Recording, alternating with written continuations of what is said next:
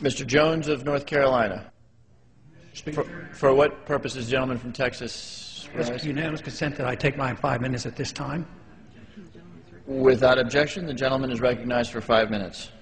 I thank you, Mr. Speaker. Today, the motion to instruct on the comprehensive Iranian sanction bill was passed overwhelmingly. 400 to 11. 11 individuals said that this was not a good idea. I was one of those 11. I'd like to explain why I think the sanction bill against the Iranians is very, very dangerous and not well thought out. Sanctions are very serious. Sanctions are literally an act of war. When you prevent certain goods and services going into a country, it's like a blockade. There's no advantage to us to do this. The sanction bill literally says that any country that trades or sends oil into Iran, we will no longer trade with them. So if Russia sends in oil or gasoline or refined products, or China does, we are theoretically under this bill not to trade with them.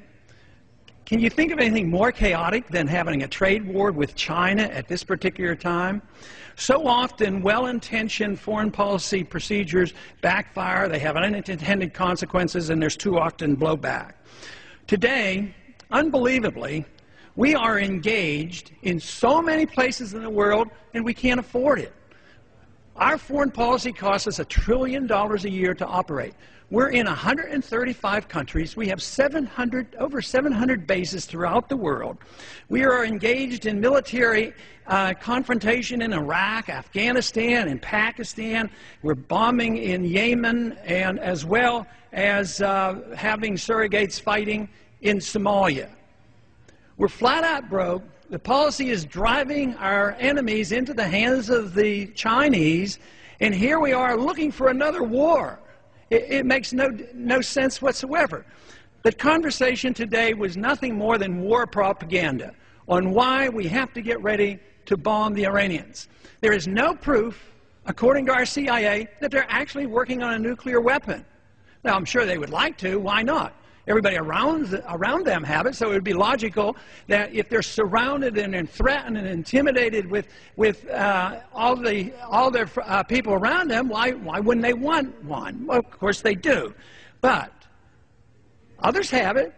They have never been found in violation of the Non-Proliferation Treaty. Never. And yet, Pakistan, India, and Israel, they don't even belong. And they're our friends, and we give them money. Pakistan, they get support from us. They have nuclear weapons, and they have been known to send nuclear technology to North Korea. So the whole process makes so little sense. The language today was used that, well, we have to go in because of the weapons of mass destruction. They're going to have missiles, and they're going to attack us.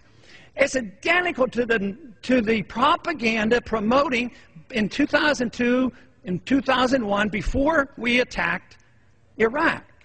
So the same process is occurring. Try to generate all this excitement about the need to use hostilities. Now, a lot of individuals vote for sanctions that are basically anti-war, and they don't like the military option, and they think this is an alternative. I think that is deeply flawed thinking, because sanctions lead to hostilities. And if you commit to the sanctions, you're really committing to the next step. The sanctions of the 1990s and the year 2000, the sanctions on Iraq, eventually led to the hostilities and the war and the invasion. So what did that invasion of Iraq do? Did we find any al-Qaeda there? No. We found out that Saddam Hussein wouldn't allow the al-Qaeda there. No weapons of mass destruction. We've turned the country upside down, hundreds of thousands of people injured and killed. We have suffered devastating problems from this. And what has happened? We've turned the government of Iraq over to the Shiites, who are allies with the Iranians. So that whole policy has actually backfired. So now what we're doing to the Iranians is driving them into the pockets of the Chinese. The Chinese are pretty good capitalists these days. They work hard, they produce, they sell us certain goods and services, we pay them, they save their money, and they're starting to invest. So they're investing around the world in natural resources. And what are we doing? All we're doing is trying to take over the world with natural resources so we have control of oil. This is a mercantilistic idea. It's ancient, and it takes you back to almost colonial times. So this, I think, shows that our policies are deeply flawed. I sure would have wished this vote would have come out differently, and I warn, this was a very dangerous vote. The gentleman's time has expired.